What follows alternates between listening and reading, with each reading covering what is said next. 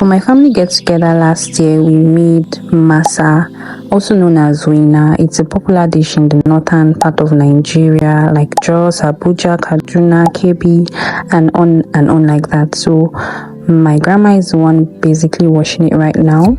We soaked it overnight. I think they said they soaked it from around 2 a.m. and woke up around 7 to begin the washing process. So this rice is local rice from her farm, and then she's trying to sieve out the dirt because she said it has like some dirt that was basically like entered into the rice from the farm.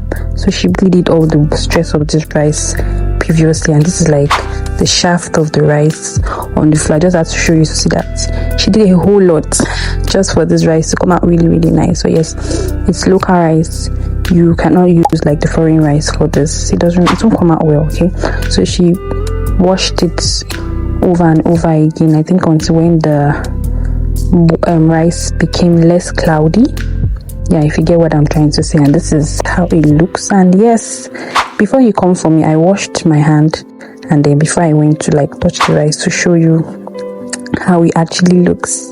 So yeah, this is how the rice is basically broken. I think the person that did the grinding to separate the rice from the shaft before they start to blow and kind of made the rice break so much. So but it still came out nice, and then we went to blend it in the machine. I was not there, so I couldn't record that. And for all those particles inside of the rice, it's blended onion, so it's optional to add that. And then I think it's about 4 to 5 mudu of rice, and then she added yeast, and this is sugar. The yeast was about 4 to 5 teaspoons of yeast, and she added sugar and then a pinch of salt. Pinch of salt is optional, and the quantity of sugar is based on your taste. Okay, and then continue to mix, and yeah, this is the consistency of the masa. It shouldn't be too watery, and then you cover it for about 3 hours and then allow it to rise. Then for the soup, we're using fresh leaves, which is F4, yes, vegetable leaf.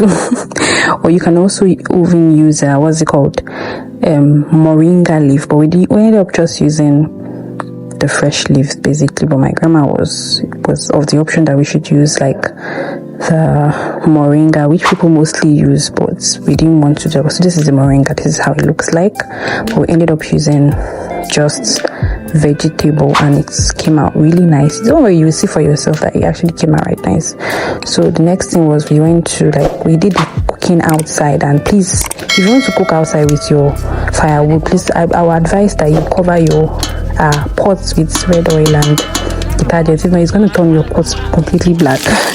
And then try to fry the onions, and then the next thing was basically to add all of the tomato pastes. And then yes, because the fire was too high, it burnt the onions, but it still ended up coming out nice. Don't worry, it came out nice. So yes, tomato paste was added, and yeah, you continue to stir and stir just as though you are trying to make fried rice. Sorry, jollof rice. No, fried rice. So you continue to stir and stir till it starts to look like this. I think she added, I don't know, more oil, I guess. Yeah, so it's vegetable oil, obviously.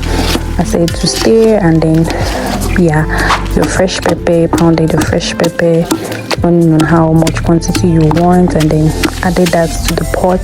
It's looking dark because of the onions, okay, but trust me, the result came out really, really nice. And then yeah, start to stir, mix it, add your Maggi and salt. I did not record that, sorry, I didn't record that part. So you don't need to add like curry and thyme. I think you can add curry, but I don't think you need time. And this is groundnut, okay, this is the star of the show. This is groundnut. So this is like grounded groundnut. It looks like paste, and then you start to mix, okay, you start to mash it up and start to like pieces it up into your sauce. Basically you mix and mix and mix until when it has gotten to like the desired look you want. Let me just say it like that. It has gotten the desired look you want. Yeah, so you just continue to stay on and on, and then she's just like trying to mash it to make it very soft. And after a while it's gonna look like this. You add water, add more water, because you don't want the soup to be very thick. You want it to be light, and more water.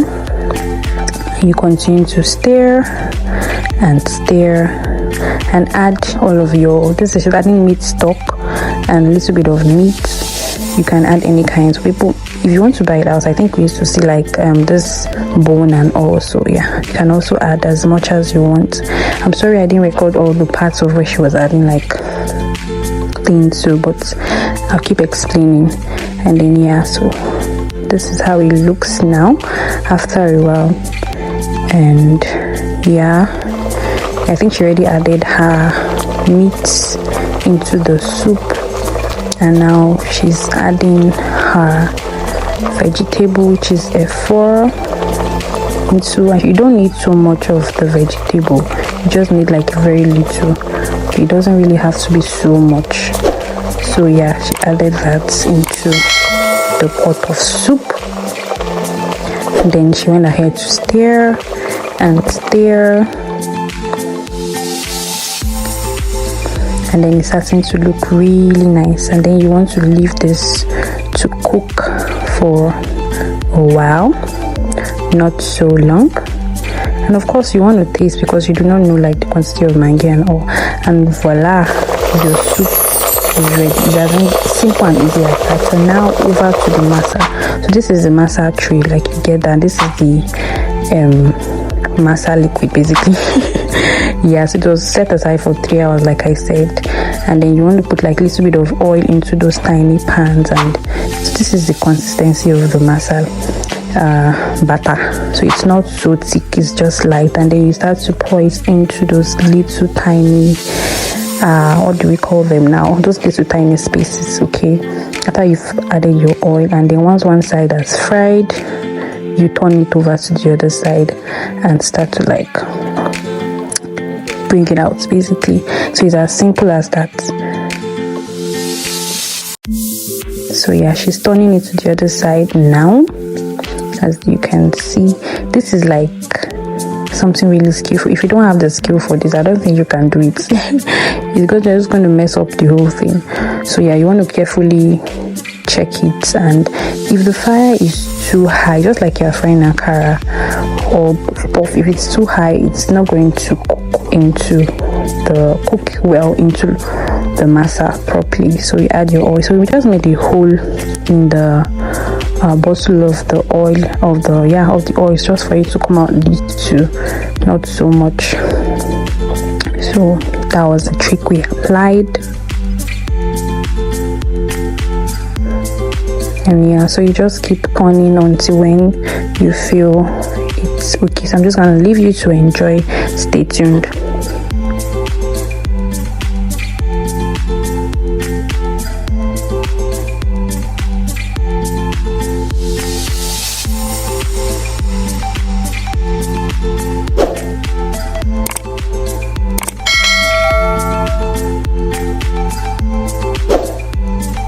So basically, masa can be eaten with not just the soup, but you can eat it with yaji. You can eat it with sugar basically, or like this groundnut sauce. I think it's more or less like yaji.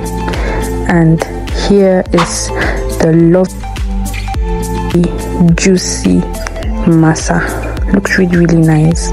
And for the inside, voila, you see how fluffy it looks, like cake basically.